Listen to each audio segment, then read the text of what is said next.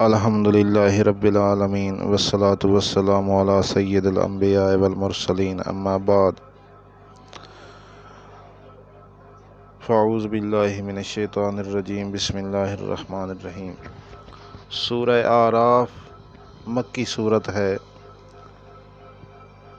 اس صورت میں سورہ انعام کے بعض مسائل کے اجمال کی تفصیل ہے۔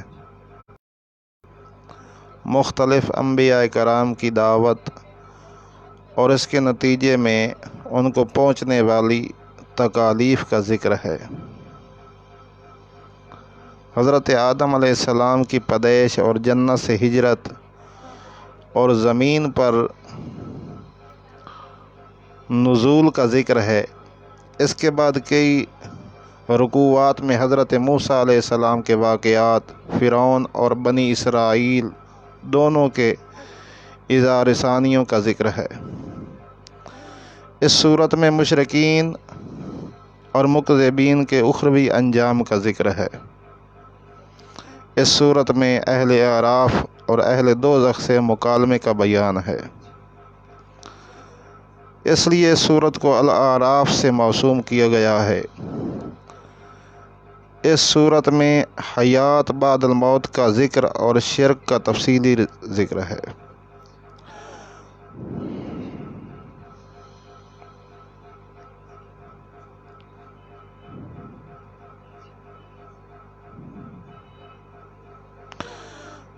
اعراف کے معنی بلندی کے ہیں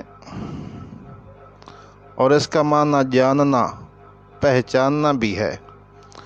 اصحاب اعراف کے بارے میں ایک قول یہ ہے کہ ان کی نیکیاں اور گناہ برابر ہوں گے اور ان کا مقام جنت اور دوزخ کے درمیان ہوگا، یا یہ وہ لوگ ہیں جو اہل جنت اور اہل جہنم کو پہچاننے والے ہوں گے، اور ایک قول کے مطابق یہ انبیاء ہیں یا ملائکہ ہیں۔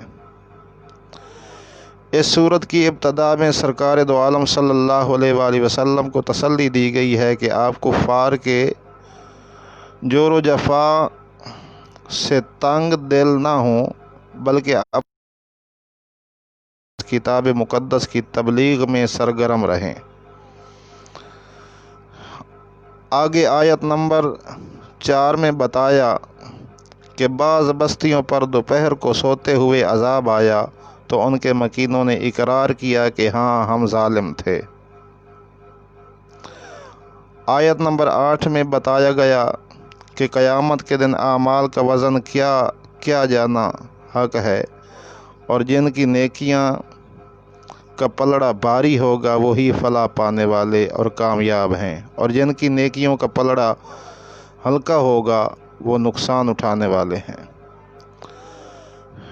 آگے آیت نمبر 10 میں زمین میں انسانوں کے آباد کرنے اور ذرائع معاش مہیا کرنے کی نعمتوں کا ذکر فرمایا، اور فرمایا کہ بہت کم لوگ شکر ادا کرتے ہیں۔ آیت نمبر 11 اور 27 تک حضرت آدم علیہ السلام اور ابلیس کا واقعہ بیان ہوا کہ جب ابلیس نے اللہ کے حکم پر آدم کو سجدہ نہ کیا تو رب ذوالجلال نے اس سے پوچھا کہ تم نے میرے حکم کے باوجود سجدہ کیوں نہ کیا؟ اس نے اپنی سرکشی کا جواز عقلی دلیل سے پیش کیا کہ میں آدم سے بہتر ہوں، انہیں مٹی سے پیدا کیا گیا ہے، میرا جوہر تخلیق آگ سے ہے، اور آگ لطیف ہونے کی بنا پر مٹی سے افضل ہے۔ تکبر کی بنا پر اللہ تبارک رسوا کر کے مقام عزت سے نکال دیا۔ ابلیس کے اللہ تعالیٰ سے قیامت تک مہلت طلب کرنے پر اللہ تعالیٰ کر دی۔ اس پر اس نے کہا کہ میں صراط مستقیم پر گھات لگا کر بیٹھ جاؤں گا، اور بنی آدم کو دائیں بائیں آگے پیچھے حتمی کے ہر جانب سے گمراہ کروں گا۔ اللہ نے فرمایا کہ تمہارے پیروکار جہنم میں جائیں گے۔ اللہ تبارک و تعالی نے آدم و حوا کو جنت میں داخل کیا اور انہیں خاص درخت کے قریب سے جانے سے منع فرمایا۔ شیطان نے ان کو اور مخلص اور خیر خواہ کا روپ اختیار کر کے کہا کہ آپ لوگوں کو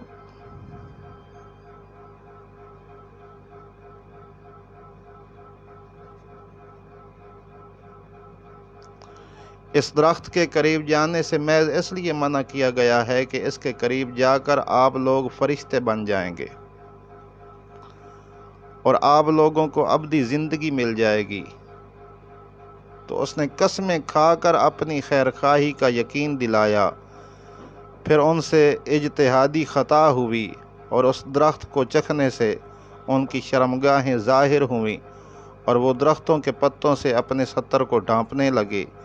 یہاں قرآن مجید نے یہ بھی بتایا کہ شیطان کا مقصد ان کے ستر کو بے حجاب کرنا تھا۔ اپنی اجتہادی خطا کا احساس ہونے پر آدم علیہ السلام نے توبہ کی اور ان کی توبہ کے کلمات آیت نمبر 23 میں بیان ہوئے۔ پھر انہیں جنت سے زمین پر اتارا گیا اور فرمایا کہ ایک مقررہ مدت تک تمہیں یہاں رہنا ہے۔ پھر اللہ تبارک و تعالیٰ نے مقصد لباس بیان فرمایا کہ ہم نے بنی آدم پر لباس اس لیے اتارا کہ ان کی ستر پوشی ہو اور سامان زینت ہو، اور سب سے بہتر لباس تو تقویٰ ہے۔ پھر بنی آدم کو متنبہ کیا گیا کہ شیطان کے مکر و فریب میں نہ آئیں۔ اس کو یہ ملکہ دیا گیا ہے کہ وہ تمہیں ہر جہت سے دیکھ سکتا ہے۔ آگے اللہ تبارک و تعالیٰ نے آیت نمبر 28 میں فرمایا کہ جب کفار کو عقائد اعمال سے روکا جاتا تو وہ کہنے لگتے کہ یہ ہمارے باپ دادا کا طریقہ ہے اور اللہ نے ہمیں اس کا حکم دیا ہے۔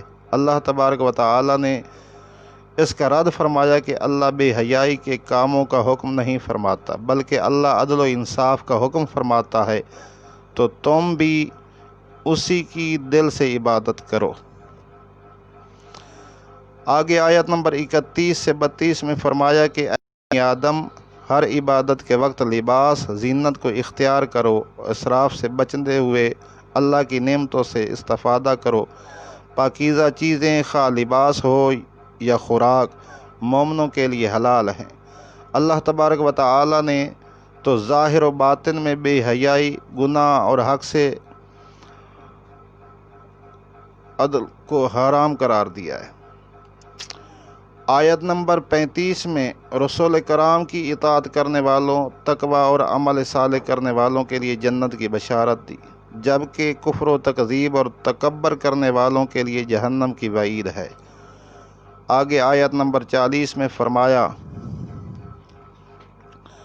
کہ اللہ کی آیات کو جھٹلانے والوں اور تکبر کرنے والوں کے لیے آسمان کے دروازے نہیں کھولے جائیں گے اور نہ ہی جنت میں وہ داخل ہوں گے۔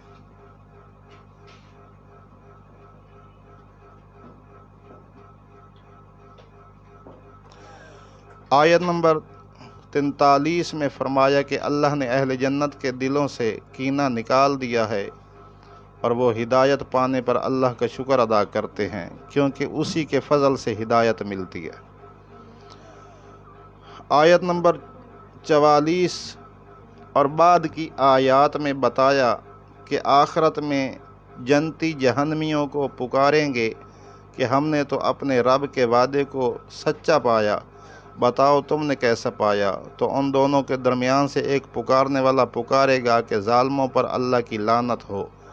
مزید فرمایا کہ جنتیوں اور جہنمیوں کے درمیان حجاب ہوگا اور اہل اعراف دونوں گروہوں کو ان کی نشانیوں سے پہچانیں گے، اور جنتیوں کو سلام کریں گے اور جہنمیوں سے کہیں گے کہ تمہاری جماعت اور تمہارا تکبر آج تمہارے کسی کام نہ آیا۔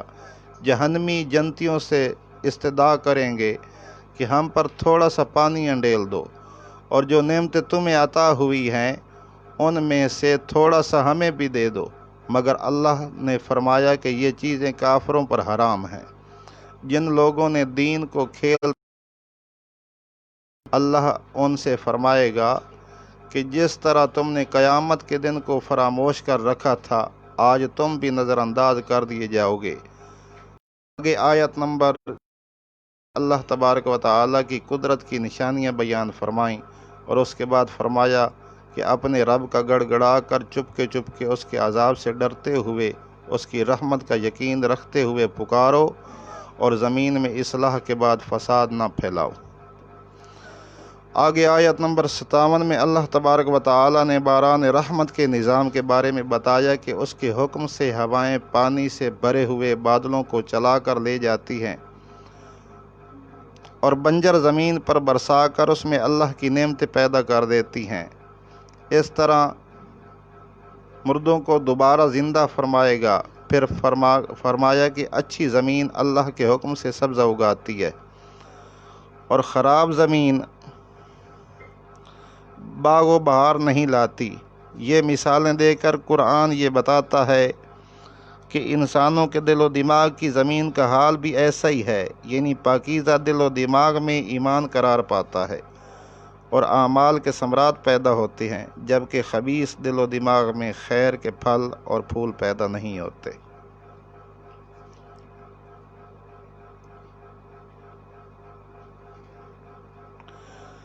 آگے آیت نمبر 59 سے حضرت نوح علیہ السلام اور ان کی قوم کے حالات بیان کیے گئے ہیں کہ ان کی قوم کے سرداروں نے کہا معاذ اللہ آپ کھلی گمراہی میں ہیں۔ حضرت نوح علیہ السلام نے فرمایا کہ میں تو اللہ کا رسول ہوں اور میرا کام تمہاری خیر خواہی اور تم تک دعوت حق کو پہنچانا ہے۔ اس کے بعد قوم نوح کی تکذیب، طوفان نوح اور نوح علیہ السلام اور ان کے ساتھ کشتی میں سوار افراد کے سوا سب کے سب غرق ہونے کا ذکر ہے۔ آگے قرآن مجید میں آیت نمبر 65 سے حضرت ہود اور ان کی قوم عاد کا ذکر ہے کہ قوم عاد نے بھی اللہ کے نبی پر طعن کیا کہ معاذ اللہ آپ حماقت میں مبتلا ہیں۔ پھر ہود علیہ السلام نے اپنی قوم کو وہی جواب دیا جو حضرت نوح علیہ السلام نے اپنی قوم کو دیا تھا۔ حضرت ہود علیہ السلام نے قوم عاد کو انعامات الہیہ کا شکر ادا کرنے کی تلقین کی تو انہوں نے انکار کر دیا، چنانچہ ان پر اللہ کا عذاب اور غضب نازل ہوا۔ اللہ نے حضرت ہود علیہ السلام اور ان کے ساتھیوں کو نجات دی اور آیات الہی کو جھٹلانے والوں کا کلا کما کر دیا۔ آگے آیت نمبر 73 سے حضرت صالح علیہ السلام اور ان کی قوم سمود کا ذکر ہے۔ قوم سمود کے مطالبے پر اللہ تبارک و تعالی نے حضرت صالح کے معجزے کے طور پر اونٹنی کو پیدا کیا اور انہیں حکم دیا کہ اسے چرنے کے لیے آزاد چھوڑ دیا جائے۔ قوم سمود کے لوگ بڑے طاقتور تھے اور یہ نرم زمین میں محلات بناتے اور پہاڑوں کو تراش کر ان میں گھر بناتے۔ اپنی طاقت پر ناز تھا۔ پھر قوم سمود نے اللہ کے حکم کی نافرمانی کی اور اونٹنی کی کوچیں کاٹ دیں۔ اللہ تبارک و تعالی نے ان کی سرکشی کی سزا اس طرح دی کہ ان پر رات کو زلزلے کا عذاب آیا اور صبح کو وہ اپنے گھروں میں اوندے منہ پڑے رہ گئے۔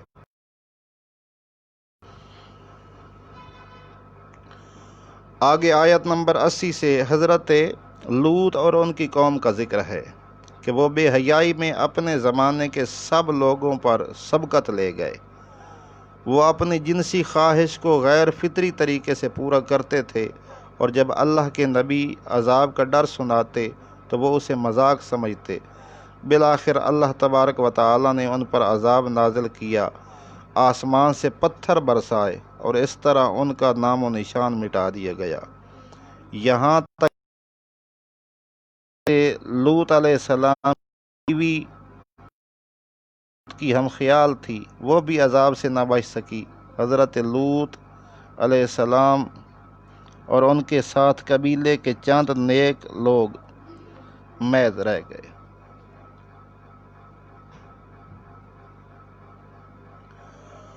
آگے اللہ تبارک و تعالی آیت نمبر 85 سے حضرت شعیب علیہ السلام اور ان کی قوم اہل مدین کا ذکر کرتا ہے۔ قرآن مجید نے بیان کیا کہ ان کی ناپاک خصلتیں یہ تھیں کہ وہ ناپ تول میں ڈنڈی مارتے اور دوسروں کو چیزیں کم تول کر دیتے تھے، اور راستے میں بیٹھ کر اہل ایمان کو ڈراتے اور انہیں راہ راست سے روکتے۔ انہیں بھی کہا گیا کہ فساد الارض سے باز آ جاؤ اور اپنے سے پہلی سرکش امتوں کا انجام دیکھ لو۔ تو ہوا اللہ تبارک و تعالی ہم سب کو قرآن مجید پر صحیح معنوں میں عمل کرنے کی توفیق عطا فرمائے۔ وما علینا الا